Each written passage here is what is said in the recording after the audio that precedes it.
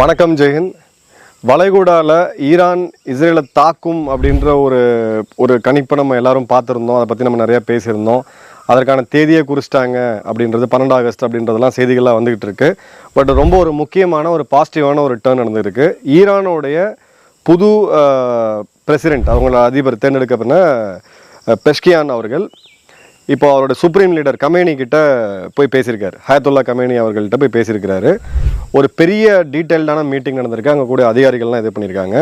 அதில் இதோட ஈரானோட புது பிரசிடென்ட், நான் ஏற்கனவே சொன்னேன், ரியாசி அவர்களுக்கு ஒரு ஹார்ட்லைனர் கிடையாது, ஒரு மாடரேட்டாக பார்க்கப்படக்கூடிய ஒரு தலைவர், ஈரான் மக்களுடைய ஆதரவு இருக்கக்கூடிய ஒரு தலைவர் அப்படின்றத நம்ம பார்க்குறோம். மசூத் பெஷ்கியான் வந்து இப்போ என்ன சொல்கிறாருன்னா, இவர்கிட்ட சந்திச்சு இஸ்லாமிக் நம்மளுடைய சுப்ரீம் கமாண்டர் அயத்துல்லா அலி கமானி அவர்களை சந்திச்சு இஸ்ரேலை தாக்க வேண்டாம், இது நமக்கு தேவையில்லாதது, இருக்கிறபடியே நம்ம கண்டினியூ பண்ணுவோம். இந்த இடத்துல இஸ்ரேலை போய் இப்போ ஒரு தாக்குதல் நடத்தினா என்னுடைய பிரசிடென்சிக்கு ஒரு மிகப்பெரிய ஒரு பிரச்சனை வரும். ப்ளஸ் இவர் என்ன சொல்கிறாருன்னா 3 விஷயம் அவர் வந்து சொல்லியிருக்கிறாரு. ஈரானுடைய ஏற்கனவே நலிவடைந்திருக்க பொருளாதாரத்தை கடுமையாக இது பாதிக்கும்.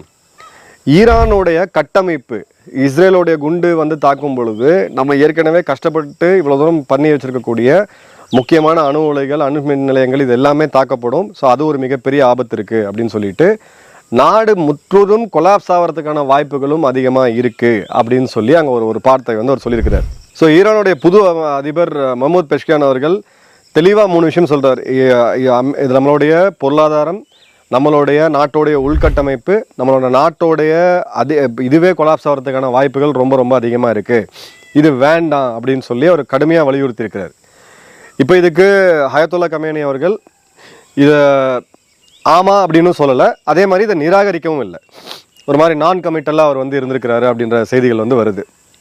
இப்போ இந்த இடத்துல நம்ம பார்க்க வேண்டியது என்ன அப்படின்னா, ஒரு பாசிட்டிவான ஒரு இது இருக்குது. ஏன்னா அவங்க அதிபருடைய கண்ட்ரோலில் இராணுவம் கிடையாது. IRGC, Iranian revolutionary card core அப்படின்றது முழுவதும் அவங்களுடைய சுப்ரீம் லீடர் ஹயத்துல்லா கமேனி அவர்களுடைய இதில் தான் இருக்குது. ஸோ இவங்க ஏதோ ஒரு விஷயத்தை கிளியராக ரீட் பண்ணியிருக்கிறாங்க. பேக் அண்ட் டாக்ஸுமே கொஞ்சம் ஒர்க் ஆகிருக்குது அப்படின்றதையும் நம்ம பார்க்குறோம்.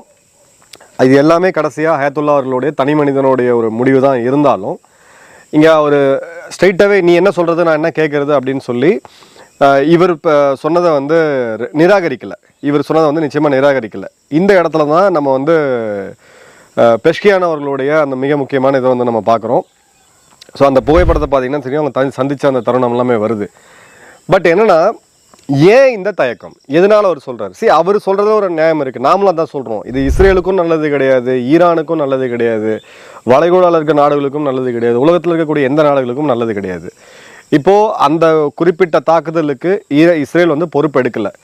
இப்போ அதுக்கு நீங்கள் இஸ்ரேலுடைய ஒரு இராணுவ தளபதியை நீங்கள் தாக்கலாம், இந்த மாதிரியான ஒரு கவர்ட் ஆப்ரேஷனை நீங்கள் செய்யலாம், இஸ்ரேலை பிரதமரை கூட நீங்கள் வந்து டார்கெட் பண்ணலாம். ஆனால் இஸ்ரேல் மக்கள் மேலே, இஸ்ரேல் நாட்டு மேலே நீங்கள் நேரடியாக ஒரு தாக்குதல் நடத்தும் பொழுது இஸ்ரேலுக்கு இது ஒரு மிகப்பெரிய வாய்ப்பு அப்படின்றது இது பண்ணோம். ஸோ நம்ம ரீடிங் கரெக்டாக வந்திருக்குதுங்க. ஏன் அப்படின்னு நான் சொல்கிறேன்னா, நம்ம சொல்லியிருந்தோம் ஒரு 90% ரெடியாக இருக்கக்கூடிய அணு ஆயுதம், நாளைக்கு அந்த நாட்டை காப்பாற்றக்கூடிய ஒரே ஒரு இது அப்படி என்னன்னு பார்த்தீங்கன்னா அந்த அணு ஆயுதம் மட்டும்தான்.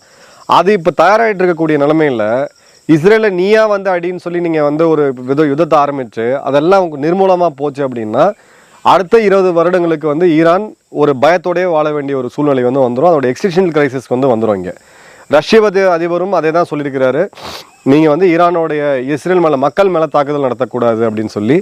இந்தியாவும் சில முக்கியமான பேச்சுவார்த்தைகள், நம்மளுடைய முக்கியமான அதிகாரிகள் அங்கே பேசிக்கிட்டு இருக்காங்க, நம்மளுடைய வெளியுறவுத்துறை அமைச்சர்கள் பேசிக்கிட்டு இருக்காங்க. பட் இது எல்லாத்தையும் மீறி புதுசாக வந்த இந்த அதிபர் மஹ்மூத் பெஷ்கியானுக்கு இந்த இன்புட் ஏன் அப்படின்றது பார்த்தீங்கன்னா, அவங்களுடைய உளவுத்துறை ரிப்போர்ட்டுமே ஒன்று இருக்குது.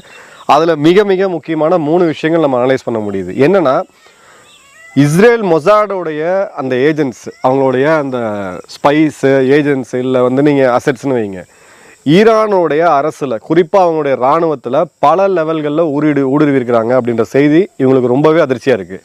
நாளைக்கு யுத்தம் ஆரம்பிக்கும் போது அந்த வாரோட கேம் பிளான் லீக் ஆகிடுச்சு அப்படின்னா ஈரானோட கதை வந்து முடிஞ்சு போயிடும். ஆயுதங்களை வச்சு மட்டும் நீங்கள் இது பண்ண முடியாது. அந்த திட்டம் அப்படின்றது ரொம்ப ரொம்ப முக்கியம். ஸோ இப்போ யார் இதில் மொசாட் ஏஜென்ட்டுன்னு தெரியாத அளவுக்கு இருக்காங்க. 18 பேரை இப்போ வரைக்கும் அரெஸ்ட் பண்ணியிருக்கிறாங்க இந்த இவருடைய கொலையில், இஸ்மாயில் ஹனியாவோட கொலையில். அந்த 18 பேரில் வந்து கிட்டத்தட்ட 9 பேர் ஐஆர்ஜிசி சேர்ந்தவங்க, அதில் 3 பேர் மிக உயரிய லெவலில் இருக்கக்கூடிய இராணுவ அதிகாரிகள். ஸோ இப்போ அவங்க எந்தெந்த அரசாங்கத்தில் எங்கெங்கே இருக்கிறாங்க அப்படின்ற லெவலுமே வந்து தெரியாது. ஸோ இது ஃபஸ்ட்டு. ஸோ உங்களுடைய இராணுவத்தையே நீங்கள் முழுசாக நம்ப முடியாத அளவுக்கான சூழ்நிலை இப்போ ஈரானுக்கு இருக்குது. ரெண்டாவது, ஒரு 3 மாத காலம் முன்னாடி, 3 இல்லை ஒரு 6 மாத காலம் முன்னாடி உஸ்பெகிஸ்தானில் பெர்ஷிய மொழி கற்றுக்கிற அளவுக்கு ஈரானிய மொழி பேசக்கூடிய மக்கள் அந்த சில பேர் அங்கே ரெக்ரூட் பண்ணி அமெரிக்காவுடைய சிஐஏ அதிகாரிகள் நேரடியாக போய் அவங்க அந்த மொழியை கற்றுக்கிட்டு சில விஷயங்கள் அங்கே பண்ணிகிட்டு இருக்காங்கன்னு தெரியுது. ஸோ சிஐஏ அங்கே உள்ளே வந்தாலே அந்த இடத்துல ஒரு கழகத்தை உண்டு பண்ணுறதுக்கான வேலையை அவங்க பண்ணுவாங்கன்றது நமக்கு தெளிவாகவே தெரியும். இந்த இன்டெலிஜென்ஸ் இன்புட்டுமே சாலிடாக போயிருக்கு. சம்மந்தமே இல்லாமல் இன்றைக்கி அந்த இடத்துல பெரிய போர் பதட்டம்லாம் எதுவுமே கிடையாது. ஈரான் இப்போ அமெரிக்காவை நேரடியாக பெரிய லெவலில் எங்கேயுமே எதிர்க்கலை. அந்த நிறையா பேசுவாங்களே தவிர உண்மையான எதிர்ப்பெல்லாம் அவங்க எதுவும் பண்ணலை. அதே மாதிரி அமெரிக்காவும் முழுசாக வேற எங்கேயோ ஃபோக்கஸ் பண்ணிகிட்டு இருக்கு. திடீர்னு சிஏ அதிகாரிகள் போய் உஸ்பெகிஸ்தானில் இறங்கி ஈரான் மக்களை அழைத்து நீங்கள் பெர்சிய மொழிலாம் நீங்கள் கற்றுக்கணுன்ற அவசியம் எதுக்கு வருது அப்படின்றது இருக்குது. ஸோ உள்நாட்டு கழகத்துக்கு ஒரு வித்துடுறாங்க அப்படின்றத பார்க்குறோம். மூணாவது, சமீபமாக பங்களாதேஷில் நடந்த பிரச்சனை. இதை ஈரான் ரொம்ப உன்னிப்பாக கவனிச்சிருக்காங்க.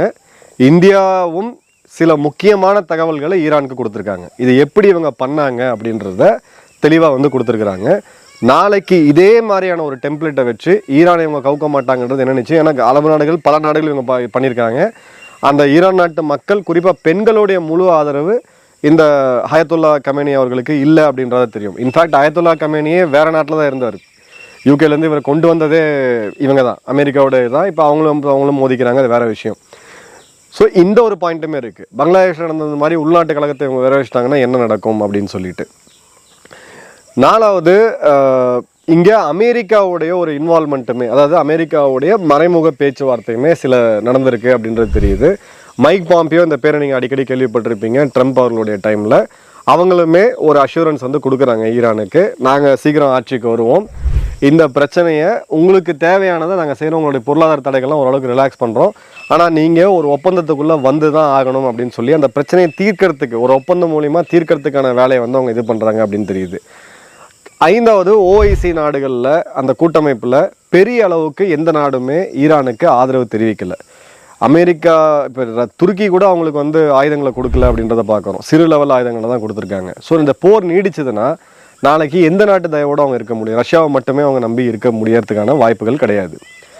கடைசியாக நீங்கள் பார்த்தீங்கன்னா ஈரானுக்கு எதிராக இருக்கக்கூடிய அலையன்ஸில் பல நாடுகள் நியூட்ரல் அப்படின்னு சொன்னாலும் கிட்டத்தட்ட அந்த நாடுகள் எல்லாமே ஈரானுக்கு எதிரான சில காய்களை தான் நடத்திட்டு இருக்காங்க அப்படின்றத தெரியுது. ஸோ இந்த 6 ரீசனை வச்சு பார்க்கும்போது ஈரானுக்கு இந்த யுத்தம் அவசியமா அப்படின்ற ஒரு மிகப்பெரிய கேள்வி எழுது. நான் திரும்பவும் சொல்கிறேன், லாஜிக்கலாக இது தேவை கிடையாது. அவங்களோட அதிபருமே இதை தான் பேசியிருக்கிறாரு, அவங்களுடைய சுப்ரீம் கமாண்டர் அயத்துல்லா கமேனி அவர்கள்கிட்ட. ஆனால் இதெல்லாம் மீறி ஒரு தனிநபரால் அந்த முடிவை எடுக்க முடியுமானா நிச்சயமாக எடுக்க முடியும். ஒரு போர் சூழ்நிலைக்கு போய் முற்றிலும் அது கொலாப்ஸ் ஆகக்கூடிய நிலைமைக்கு இது ஒரு நல்ல செய்தியாக தான் நம்ம பார்க்குறோம். ஸோ அயத்துல்லா கமேனி அவர்கள் என்ன முடிவை எடுக்கிறாரு அப்படின்றத பார்த்துட்டு இப்போ 12ஆம் தேதி அந்த தாக்குதல் நடத்துகிறாங்களா, இல்லை ஒரு பேரளவுக்கான தாக்குதலோடு இஸ்ரேலுக்கு கிட்டத்தட்ட ஒரு பேச்சுவார்த்தை மூலியமாகவே இந்தந்த இடங்களில் நாங்கள் தாக்குதல் நடத்துவோம், இல்லை உங்கள் இராணுவ மையங்கள் மேலே தாக்குதல் நடத்துவோம்னு சொல்லி இந்த பிரச்சனையை முடிவு கொண்டுறதுக்கான வாய்ப்புகளுமே அதிகமாக இருக்குது. என்ன நடக்குதுன்னு அடுத்ததில் பார்ப்போம். நன்றி, வணக்கம், ஜெயஹிந்த்.